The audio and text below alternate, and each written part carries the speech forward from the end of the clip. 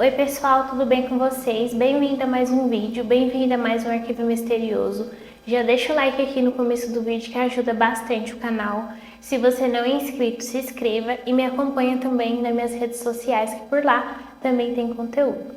Então é isso, vamos lá começar o Arquivo Misterioso de hoje.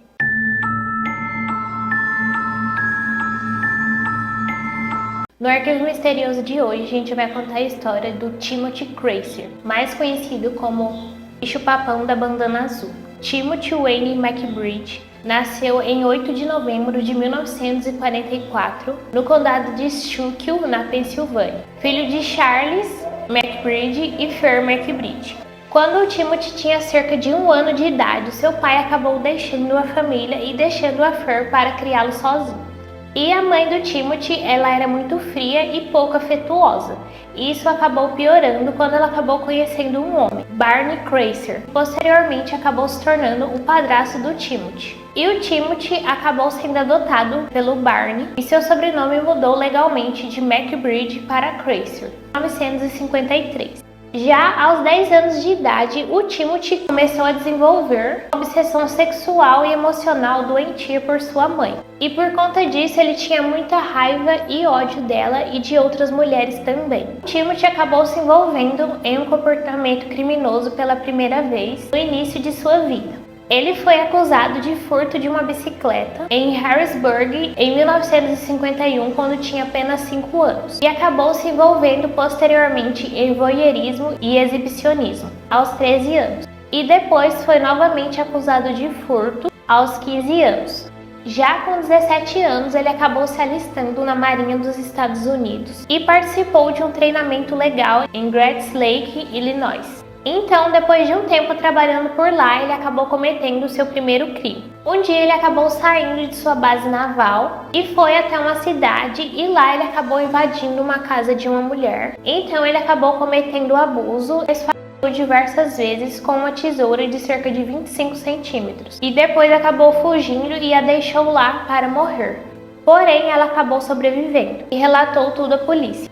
Então ele acabou sendo preso em maio de 1963 em Illinois, após a condenação por abuso. Já em 1977 ele acabou sendo libertado da prisão após cumprir a pena. E como condição para sua liberdade condicional, ele foi obrigado a se matricular em uma faculdade, a Southern Illinois University de Carbondale. E em 1981 ele acabou se formando em administração. E logo depois ele começou a estudar para se tornar um paramédico. Depois de um tempo ele acabou se formando e começou a trabalhar na área de paramédico, e por conta disso ele acabou ganhando a confiança de todos. Já que ele salvava várias vidas e ajudava várias pessoas. Então, para começar a cometer os seus crimes, o Timothy viajava para cidades próximas, que ele não tinha nenhum tipo de conexão e lá ninguém poderia o reconhecê-lo. Então, ele invadia as casas das vítimas e a esperavam até que chegassem, e lá ele cometia os crimes. Algumas vítimas foram encontradas amarradas em suas camas e outras foram sequestradas e transportadas para outros locais antes de serem mortas. A maioria delas foram abusadas e forçadas a cometerem atos sexuais.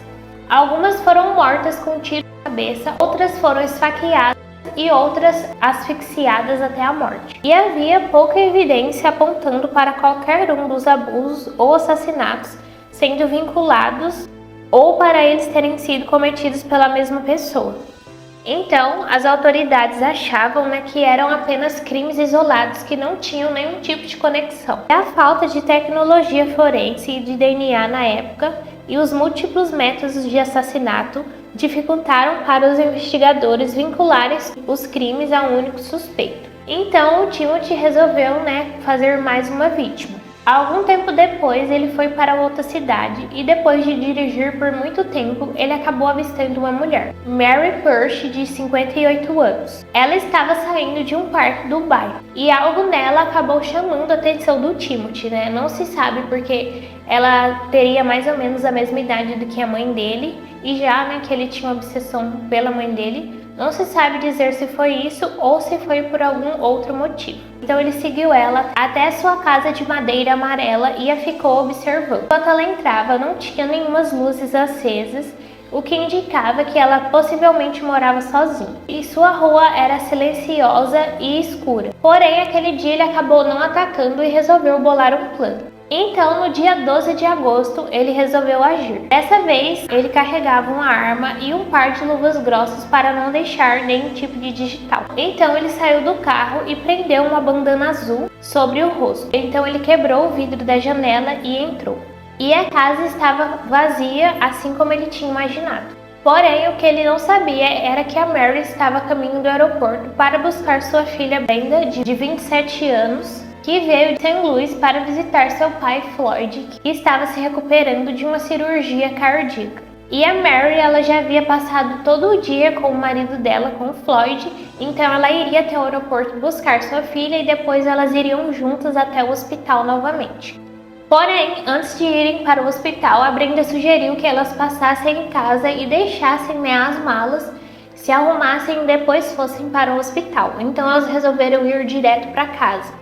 E chegando lá, as duas foram surpreendidas, então ele ameaçou elas com uma arma e depois acabou amarrando as duas com fios elétricos. Então ele começou a abusar da Brenda até que o telefone toca. O Floyd, ele estava perguntando, porque elas ainda não tinham aparecido no hospital, já que os horários de visita já estavam acabando.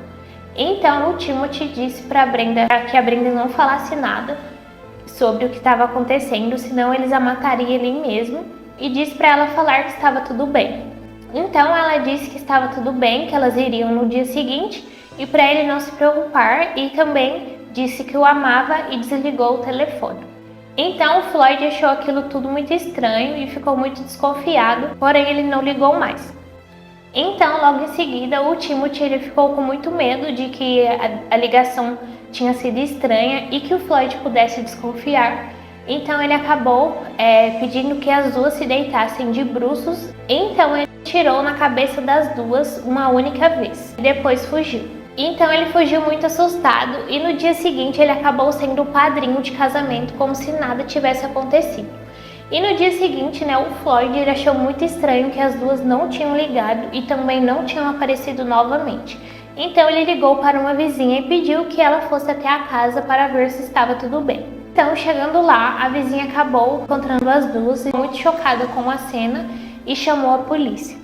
Porém, não havia nenhum tipo de DNA na cena do crime. O Timothy tinha usado luvas e também tinha cobrido o rosto e o cabelo, então não tinha nenhum tipo de DNA. Eles acreditavam que tinha sido apenas um ladrão que foi pego, tentando roubar algo. Então, o caso acabou esfriando e sendo esquecido. Então agora eu vou falar para vocês as vítimas conhecidas do Timothy. Marge Chamada, de 57 anos, Sheila Cole, de 21 anos, Brenda Parrish, de 27 anos, Mary Parrish, de 58, Murta Hupp, Deborah Shepard, de 23, Joyce Tarp, de 19, Mildred Wallace, de 65 anos e Virginia Lee Witt, de 51 anos. Na primavera de 1983, aos 38 anos, o Timothy acabou sendo preso em Allentown, Pensilvânia, depois que a polícia o encontrou com uma arma em seu carro, e aquilo era uma violação da liberdade condicional. Em 3 de maio de 1983, ele acabou tentando fugir da prisão e acabou quebrando a perna no processo. Mais tarde naquele ano, ele foi julgado e condenado por agressões indecentes, roubo, invasão de propriedade criminosa, e sentenciado a 5 anos de prisão da Pensilvânia. Ele cumpriu 5 anos na prisão estadual de Gratford, em Skipack Township, Pensilvânia. Após completar sua sentença na Pensilvânia em 1988, aos 43 anos, ele foi transferido para o Centro Correcional de Big Mud River, em Illinois, para completar os termos de sentença por violações de liberdade condicional e violação de termos anteriores de liberdade condicional. Então, em agosto de 2007, o Timothy finalmente foi conectado a um caso de assassinato por causa de evidências de DNA deixadas na cena do crime. Na época do acontecimento do crime, ainda não existiam exames de DNA. Porém, né, a tecnologia acabou avançando e testes de DNA ficaram disponíveis. E as amostras, né, batiam com amostras do Timothy. Então, ele foi sentenciado em 10 de dezembro de 2007 a 40 anos de prisão pelo assassinato de Deborah Shepard em 1982, em Illinois. E acusado de mais 5 acusações e 3 acusações de roubo contra mulheres na área Cape Girardeau, de 1977 a 1982. Em 18 de janeiro de 2008, o Timothy se declarou culpado e foi condenado a mais 40 anos de prisão pelo assassinato de Virginia Lewitt, de 52 anos, em 1978, que era moradora de Marion, Illinois. E em 4 de abril de 2008, ele se declarou culpado pelo assassinato de 5 mulheres em Cape Girardeau, Missouri, por 7 agressões sexuais e um roubo. E ele então foi condenado a mais 13 penas de prisão perpétua consecutivas. E parentes das vítimas concordaram com o acordo judicial, o que acabou salvando de uma possível sentença de morte. E na sua sentença, em abril de 2008, o Timothy declarou: "Não sei se poderia ter sido generoso se estivesse na mesma situação. Obrigado por poupar a minha vida." Atualmente, o Timothy tem 79 anos e continua preso no Centro Correcional de Pontiac, Illinois. Então, esse foi o Arquivo Misterioso de hoje. Esse vídeo é um pouco bem curtinho, tá? Não sei se vocês gostam de casos curtos, vou tentar trazer alguns casos mais longos, mais diferentes também. Vou ver também se eu dou minha opinião só em alguns casos. Não sei se vocês gostam que eu dei minha opinião também. Tem alguns casos que nem precisa da opinião, né? Casos curtos assim, que não tem muito o que falar.